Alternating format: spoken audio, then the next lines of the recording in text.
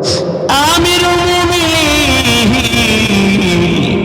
ওমর ইবনে খাত্তাব রাদিয়াল্লাহু তাআলা নবীজির বাড়িতে আসলেন। বাড়িতে এসে ঘরের দরজার সামনে দাঁড়াইয়া ওমর ফারুক রাদিয়াল্লাহু তাআলা নবীকে সালাম দিলেন। আমার নবী সালামের জবাব দিলেন আর বললেন, ওমর তুমি কেন আসছো? আমিরুল মুমিনিন ওমর ইবনে খাত্তাব রাদিয়াল্লাহু তাআলা বললেন, নবী গো, ঘরের দরজাটা খুললে আমি ঘরে আসব। বিলালের ঘরের দরজা খুলে দেওয়ার পরে আমিরুল মুমিনিন ওমর ইবনে খাত্তাব রাদিয়াল্লাহু তাআলা তাকায় দেখে আমার নবীজি ঘরের মধ্যে শুয়ে আছে, যে বিছানায় রশি দিয়া টানাইয়া টানাইয়া এই রশির উপরে নবীজি শুয়ে রয়েছে। খাট নাই, তসুক নাই, জাজিম নাই। নবীর উম্মতেরা খেয়াল করে শুনেন, আমিরুল মুমিনিন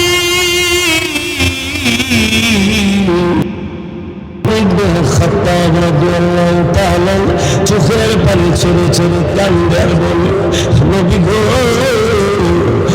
আপনি দুজাহানের সর্দার, আপনি এই রশির মধ্যে শুয়ে থাকেন, খাট নাই আপনার জন্য কি কোনো তসুক নাই? আমিরুল মুমিনিন ডান দিকে তাকায়া দেখে নবীর ঘরে কলসি, কলস, পানির কলসি কাঠ হইয়া পড়ে রয়েছে। অল্প স্বল্প আটা বা ময়দা পড়ে আছে। নবী গো, ঘরে দি বাজারও নাই। আমার নবী বললেন, ওমর, ঘরে কয়েকদিন হয়ে গেছে পাক শাক হয় না।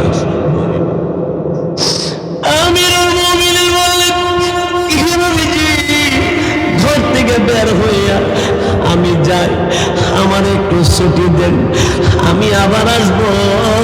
দিনের নবী রাহমাতুল আলামিন বলেন, আমিরুল মুমিনিন ওমর ফারুক রাদিয়াল্লাহু তাআলা আনহুকে, কোথায় যাও?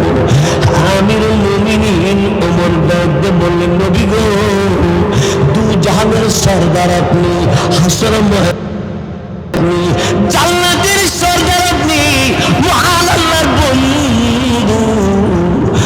আল্লাহর নবী, আপনার পিঠে দাগ লেগে আছে, রশির মধ্যে শুয়ে থাকতে থাকতে নবীজি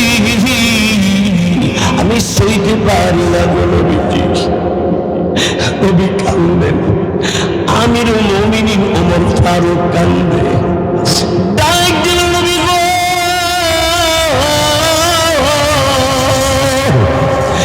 অনুমতি দেন, আমি আপনার জন্য খাবার নিয়ে আসি। আল্লাহু আকবার। এই হলো নবীর ঘরের সংসারে এত অভাব, এরপর নবী কান্দে, আল্লাহুম্মা রব্বি উম্মতি। জোরে বলি আল্লাহু আকবার, আরো জোরে বলি আল্লাহু আকবার, একসাথে বলি আল্লাহু আকবার। ভাইয়ের আমার, বন্ধুরা আমার, আমিরুল মুমিনিন দৌড়াইয়া আবু বকর সিদ্দিক রাদিয়াল্লাহু তাআলা আনহুর কাছে গেলেন। গিয়ে বললেন, আবু বকর সাহেব, নবীর ঘরের খবর আছে। সিদ্দিক আকবর আবু বকর সিদ্দিক রাদিয়াল্লাহু তাআলা বললেন, নবীর ঘরের কি খবর? আবু বকর, নবীর ঘরে পাকশাক হয় না, খাবার দাবারের কোনো ব্যবস্থা নাই। এই মোংলা খুলনা জেলার আমার মুসলমান ভাইয়েরা, আমরা কুরমা বানাইয়া পোলাও কইরা বড় বড় মাছের পিটি খাই।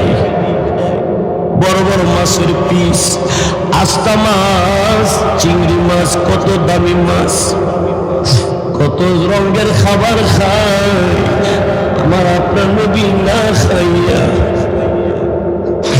উম্মতের জন্য আল্লাহ রাব্বুল আলামিনের কাছে ভিক্ষুকের মতো আল্লাহকে ডেকে ডেকে বলে, আল্লাহ আমার গুনাহগার উম্মতকে মাফ করে দাও। সুবহানাল্লাহ বলেন।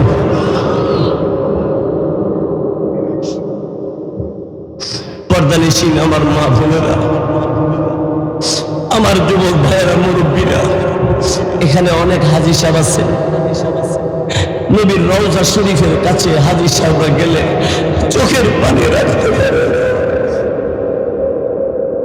মনে হয় যেন নবী এখনো উম্মতি উম্মতি বলে কান্দে, আওয়াজ কানে কেমন যেন লাগে।